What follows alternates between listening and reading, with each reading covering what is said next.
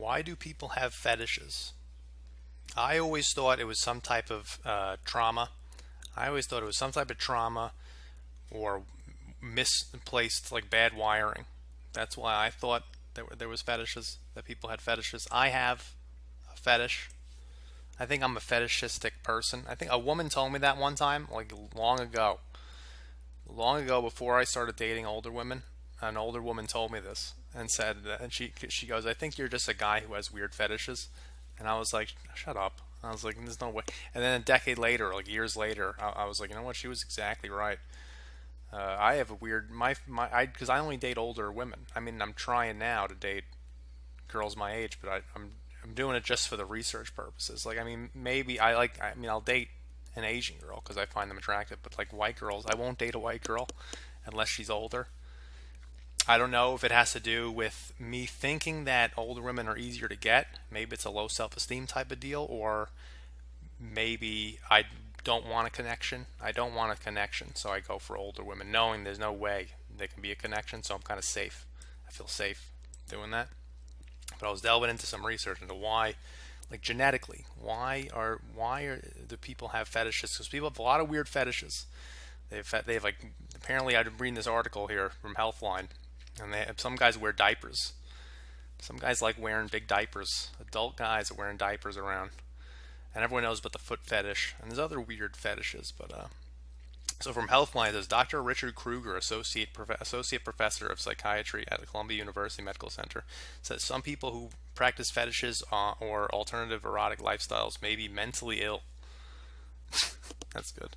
Or have experienced trauma, but he says this is not a predictor.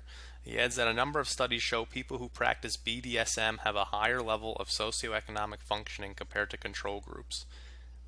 Now, I don't know how accurate this is, because I feel like that's not true, but maybe, who knows? I haven't done the research.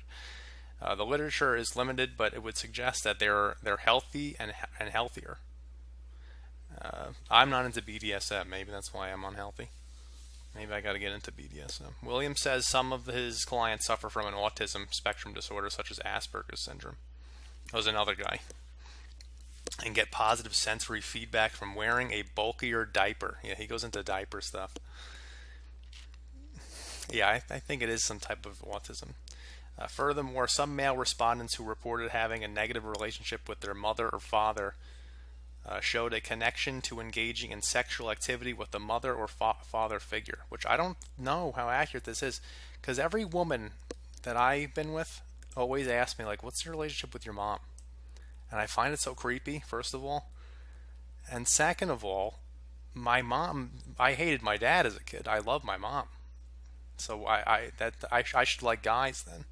Like if it's a negative type of thing, a negative relationship, I should be like guys. Plus, they don't tell that to gay people. They don't tell gay people like, well, what's the relationship like with your dad? They just go like, well, he's gay, and that's it. That's why I don't believe that. On the other hand, those respondents who had a positive relationship with their mother or father viewed diapers as sexually stimulating. Yeah, plus I should be loving diapers on top of it. Like, because I have a great relationship with my mom, I should be wearing diapers every day. And place more emphasis on sexual enjoyment from their ABDL activity. I think ABDL is just a diaper acronym. For instance, according to a 2014 survey published in the Canadian Journal of Human Sexuality, which looked at the personality traits of 270 people who practice BDSM, those who prefer the dominance role to the submissive role identified themselves as having different traits. Dominants scored significantly higher than submissives on desire for control, extroversion, self-esteem, and life satisfaction. What? That is not, how is that true? So sexually dominant people are happier, they're extroverts, they have a better life, but they have a desire for control, which people who usually have a desire for control are sad people. Like, I have a desire for control. I need everything to be in order and controlled all the time. That's why I think 24/7, and it's terrible. Really, I don't know how accurate this whole article is. I think lack of control is freedom. Both groups scored similarly on empathy, honesty, humility, conscientiousness. Yeah, I don't know how accurate that is, but and I don't know if it's creepy to say I'm dominant in bed. I mean, I'm a guy, so a guy is usually dominant in bed. I mean, my first girlfriend would try to be dominant with me, And I was like, just stop, please. You're a girl. You can't. I can't even act it out. Like I can't even play submissive. Like you're smaller than me. I could just throw you out of the window. This isn't even. It has to be realistic to me.